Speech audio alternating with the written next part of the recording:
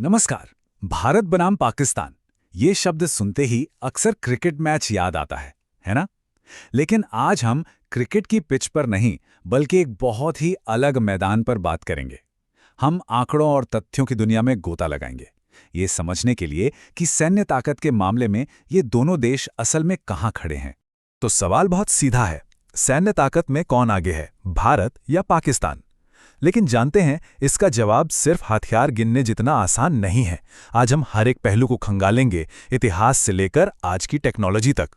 देखिए, किसी भी सेना की ताकत को ठीक से समझने के लिए उसके इतिहास को जानना बहुत ज़रूरी होता है। और भारत पाकिस्तान के मामले में तो उनकी जो ये प्रतिद्वंदिता है, उसी ने उनकी मिलिट्री स्ट्रैटेजीज को असल में गढ़ा है। 1947 के पहले टकराव से लेकर 1999 में कारगिल की ऊंची चोटियों तक हर एक जंग एक बड़ा सबक रही है। इन लड़ाइयों ने ही दोनों देशों को सिखाया है कि उन्हें किस तरह के हथियार चाहिए, कैसी ट्रेनिंग चाहिए और क्या रणनीति अपनानी होगी। और इन्हीं सबकों से आज की सेनाओं का स्वरूप बना है। तो इतिहास हमें बताता है क्यों, लेकिन क्या समझने के लिए हमें सीधे सीधे आंकड़ों पर नजर डालनी होगी। तो चलिए अब उन नंबर्स की बात करते हैं जो किसी भी सैन्य शक्ति की बुनियाद होते हैं। शुरुआत करते हैं सबसे बेसिक चीज से, सैनिकों की गिनती। भारत के पास लगभग 14 लाख एक्टिव सैनिक हैं, जो इसे दुनिया की सबसे बड़ी सेनाओं में से एक बनाती है। वहीं पाकिस्तान की सेना भी कोई कम नहीं, लगभग 6.5 लाख सैनिकों के साथ एक बहुत मजबूत फौज है। जाहिर है, जमीनी लड़ाई के समीकरण पर यह विशाल संख्या सीधे सीधे असर डालती है। देखिए, सैन्य ताकत सिर्फ सैनिकों से नहीं आती, इसके लिए पैसा भी चाहिए। और यहां भारत का रक्षा बजट पाकिस्तान के मुकाबले कई गुना ज्यादा है। ये जो इतना बड़ा अंतर है, ये भारत को टॉप क्लास के हथियार खरीदने, रिसर्च में पैसा लगाने और अपनी सेना को तेजी से मॉडर्न बनाने की ताकत देता है। ये नंबर देखिए, 14 लाख, ये भारत के एक्टिव सैनिकों की संख्या है। इसे सही से समझने के लिए ऐसे सोचिए कि ये दुनिया की दूसरी सबसे बड़ी स्टैंडिंग आर्मी है। इतनी बड़ी फौज को बनाए रखना ही अपने आप में एक बहुत बड़ी आर्थिक और लॉजिस्टिक चुनौती है ना? लेकिन एक बात साफ है, जंग सिर्फ नंबरों का खेल नहीं है। इतिहास गवाह है कि कई बार बेहतर टेक्नोलॉजी और स्मार्ट रणनीति एक बहुत बड़ी सेना पर भी भारी पड़ सकती है। असली ताकत तो हथियारों की क्वालिटी में छिपी होती है। तो चलिए अब और गहराई में उतरते हैं। एक एक करके हर सैन्य ब्रांच के मेन हथियारों और उपकरणों को कंपेयर करते हैं और देखते हैं कि जमीन, हवा और समंदर में कौन कहां खड़ा है।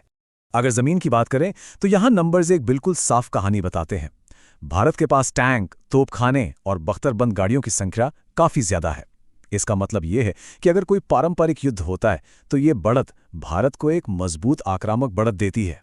अच्छा, अब जरा आसमान की तरफ देखते हैं। देखिए, किसी भी मॉडर्न जंग का फैसला अक्सर हवाई ताकत ही करती है।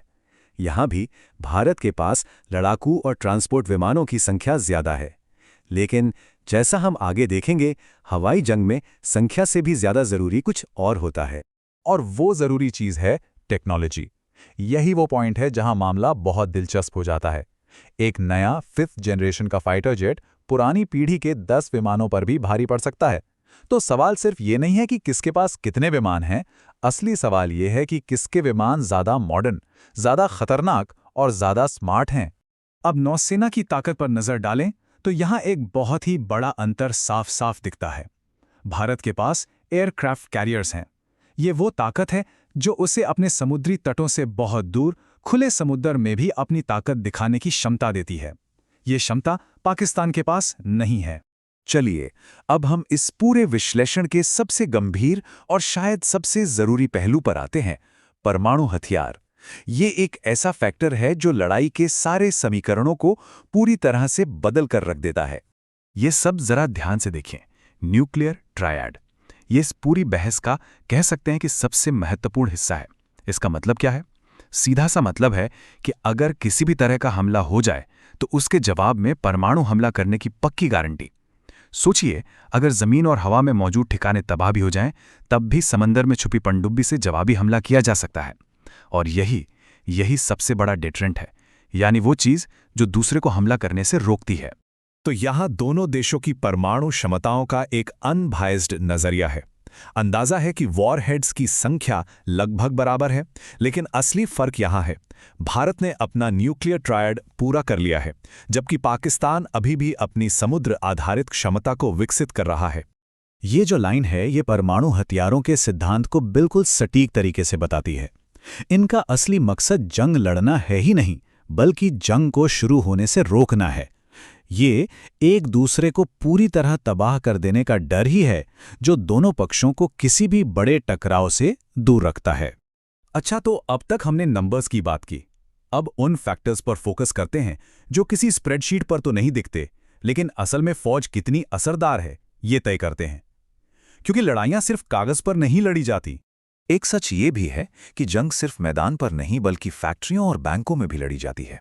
एक मजबूत इकोनॉमी आपको लंबे समय तक लड़ने की ताकत देती है, और हाँ, एक अच्छी तरह से ट्रेंड और ऊंचे मनोबल वाली सेना वो किसी भी तकनीकी कमी को पूरा कर सकती है।